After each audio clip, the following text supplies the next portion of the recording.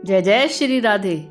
विष्णु भगवान तिरुपति बालाजी कैसे बने, आइए आपको सुनाते हैं। एक बार समस्त देवताओं ने मिलकर एक यज्ञ करने का निश्चय किया। यज्ञ की तैयारी पूर्ण हो गई। तभी वेद ने एक प्रश्न किया तो एक व्यवहारिक समस्या खड़ी हुई। ऋषि मुनियों द्वारा किए जाने वाले यज्ञ की हविष्य तो देवगण ग्रहण करते थे, लेकिन देवों द्वारा किए गए यज्ञ की पहली आहुति किसकी होगी, यानी सर्वश्रेष्ठ देव का निर्धारण जरूरी था, जो फिर अन्य सभी देवों को यज्ञ भाग प्रदान करे। ब्रह्मा, विष्णु, महेश परमात्मा है। इनमें से श्रेष्ठ कौन है, इसका निर्णय आखिर हो तो कैसे। भृगु ने इसका दायित्व संभाला। वह देवों की परीक्षा लेने चले।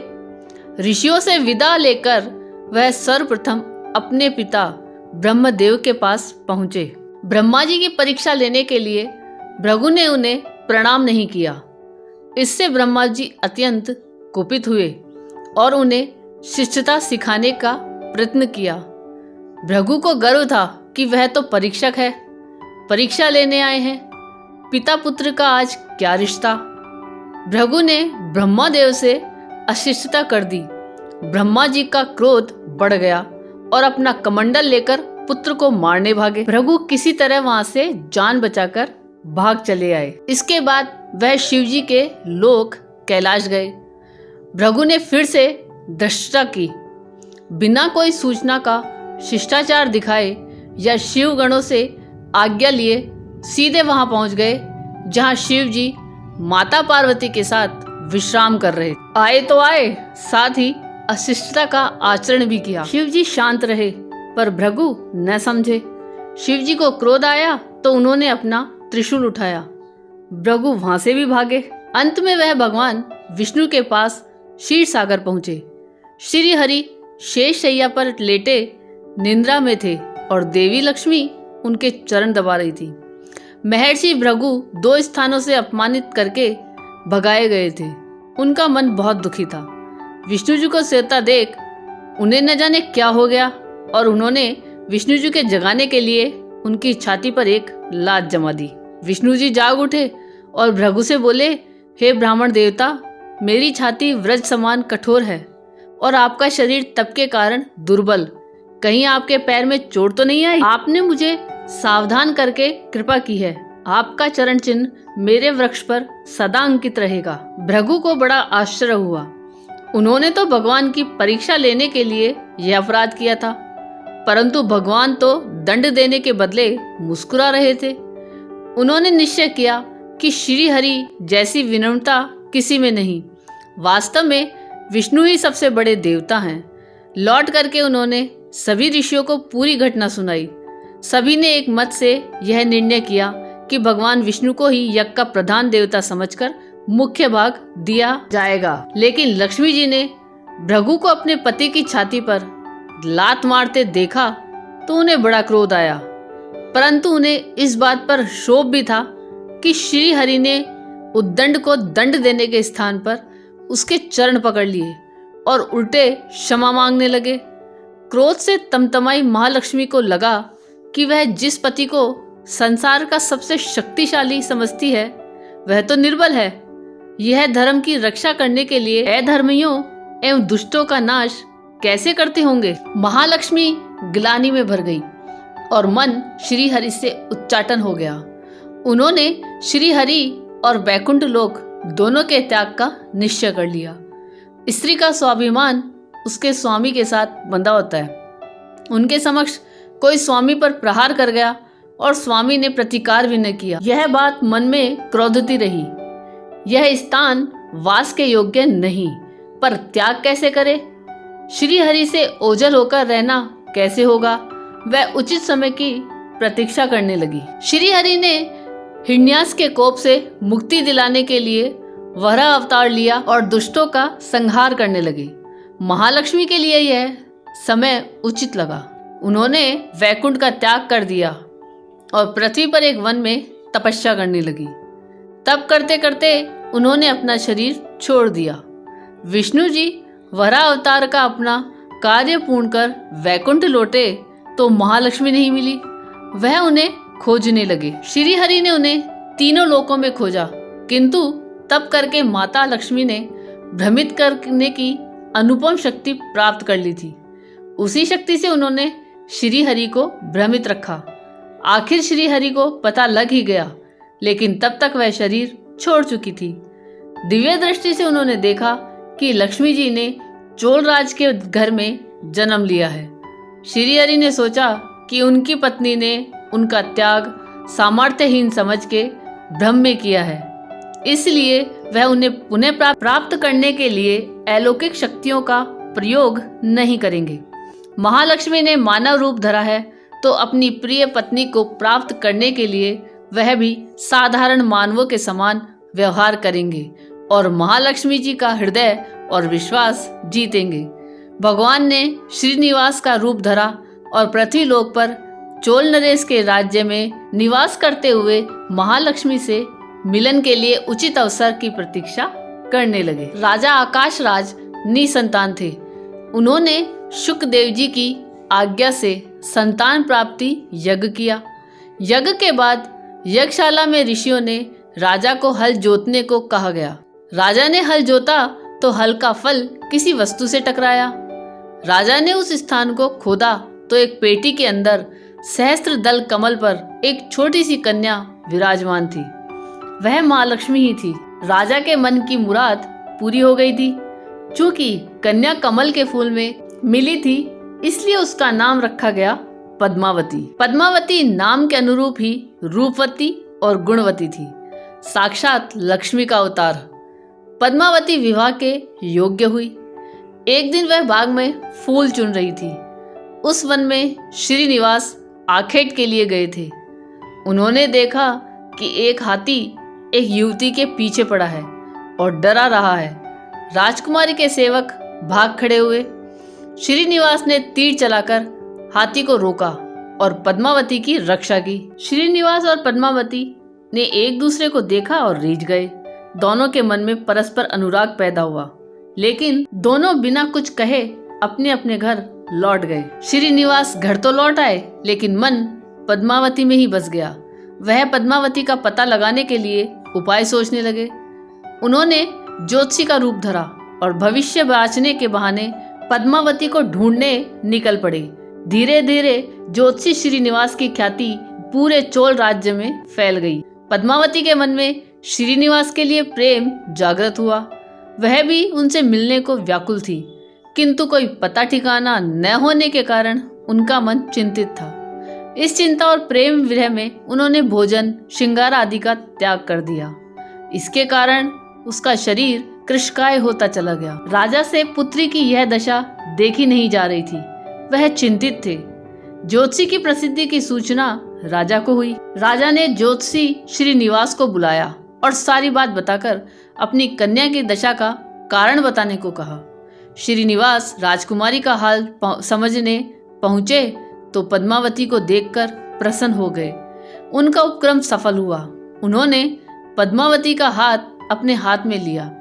कुछ देर तक पढ़ने का स्वांग करने के बाद बोले, महाराज, आपकी पुत्री प्रेम के विरह में जल रही है। आप इनका शीघ्र विवाह कर दें तो ये स्वस्थ हो जाएगी। पद्मावती ने अब श्रीनिवास की ओर देखा। देखते ही पहचान लिया। उनके मुख पर प्रसन्नता के भाव आए और वह हंसी। काफी दिनों बाद पुत्री को प्रसन्न देख राजा को लगा कि ज्योतिषी का अनुमान सही है।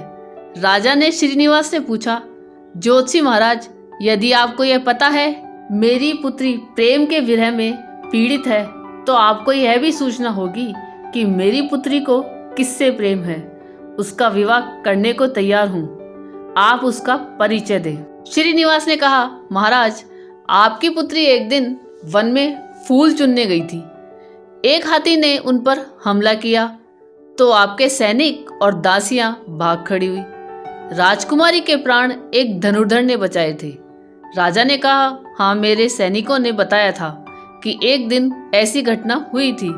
एक वीर पुरुष ने उसके प्राण बचाए थे, लेकिन मेरी पुत्री के प्रेम से उस घटना का क्या तात्पर्य है। श्रीनिवास ने बताया, महाराज, आपकी पुत्री को अपनी जान बचाने वाले उसी युवक से प्रेम हुआ है। राजा के पूछने पर श्रीनिवास ने कहा, वह कोई साधारण युवक नहीं बल्कि शंख चक्रधारी स्वयं भगवान विष्णु ही हैं। इस समय वैकुंठ को छोड़कर मानव रूप में श्रीनिवास के नाम से पृथ्वी पर वास कर रहे हैं। आप अपनी पुत्री का विवाह उनसे करें, मैं इसकी सारी व्यवस्था करा दूंगा। यह बात सुनकर राजा प्रसन्न हो गए कि स्वयं विष्णु उनके जमाई बनेंगे। श्रीनिवास और पद्मावती का विवाह तय हो गया। श्रीनिवास रूप में श्रीहरि ने शुक्रदेव के माध्यम से समस्त देवी देवताओं को अपने विवाह की सूचना भिजवा दी। शुक्रदेव की सूचना से सभी देवी देवता अत्यंत प्रसन्न हुए। देवी देवता श्रीनिवास जी से मिलने और बधाई देने पृथ्वी पर पहुंचे, परंतु श्रीनिवास जी को खुशी के बीच एक चिंता भी होने लगी। देवताओं ने पूछा, भगवान, संसार की चिंता हरने वाले आप इस उत्सव के मौके पर इतने चिंतातुर क्यों हैं? श्रीनिवास जी ने कहा, चिंता की बात तो है ही, धन का अभाव। महालक्ष्मी ने मुझे त्याग दिया, इस कारण धनहीन हो चुका हूँ। स्वयं महालक्ष्मी ने तब से शरीर त्याग मानव रूप लिया है और पिछली स्मृतियों को गुप्त कर लिया है। इस कारण उन्हें यह सूचना नहीं कि वह महालक्ष्मी का स्वरूप है। वह तो स्वयं को राजकुमारी पद्मावती ही मानती है। मैंने निर्णय किया है कि जब तक उनका प्रेम पुनः प्राप्त नहीं करता, अपनी माया का उन्हें आभास नहीं कराऊंगा। इस कारण मैं एक साधारण मनुष्य का जीवन व्यतीत कर रहा हूँ और वह है राजकुमारी।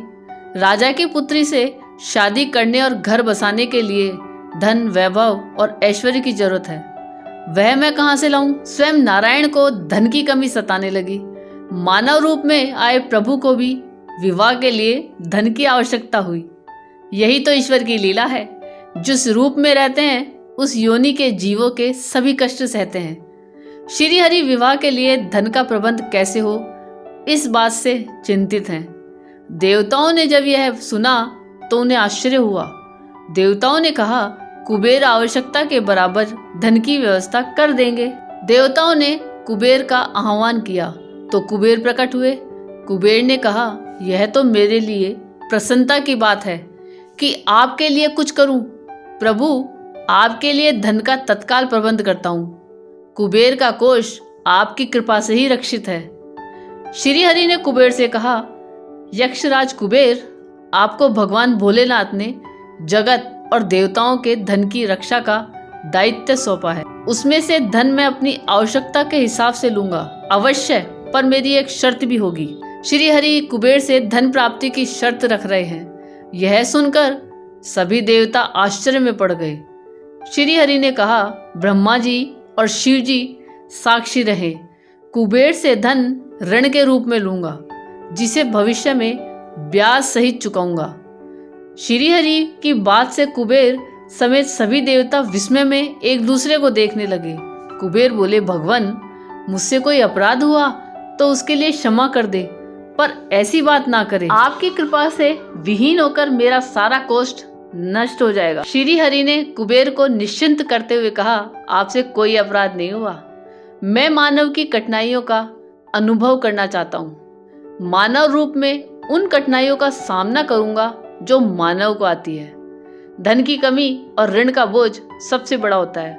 कुबेर ने कहा, प्रभु, यदि आप मानव की तरह ऋण पर धन लेने की बात कर रहे हैं तो फिर आपको मानव की तरह यह भी बताना होगा, ऋण चुकाएंगे कैसे।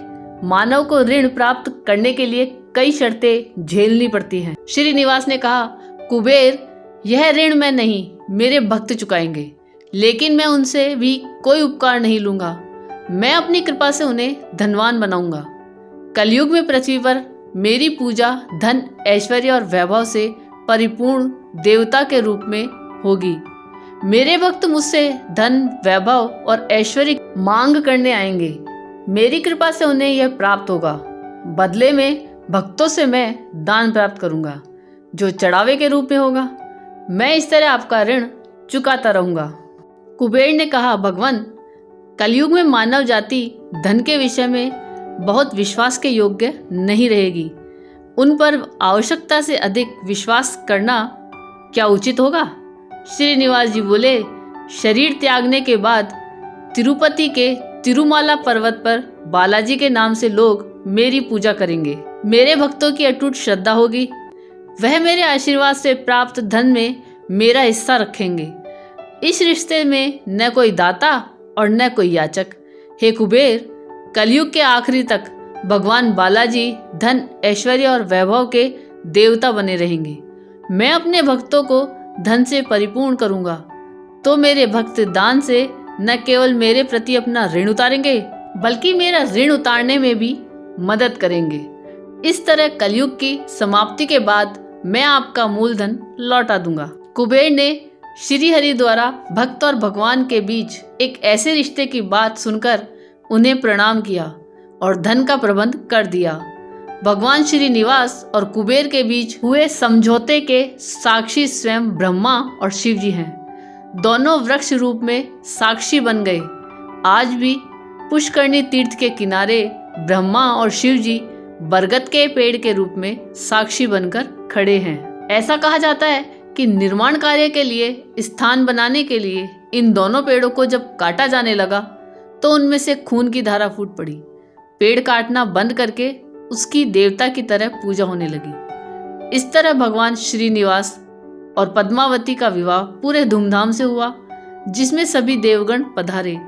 भक्त मंदिर में दान देकर भगवान पर चढ़ा ऋण उतार रहे हैं, जो कलयुग के अंत तक जारी रहेगा। यह कहानी आपको कैसी लगी यह कमेंट करके जरूर बताइएगा और चैनल पे नए हो तो सब्सक्राइब जरूर कीजिएगा। धन्यवाद।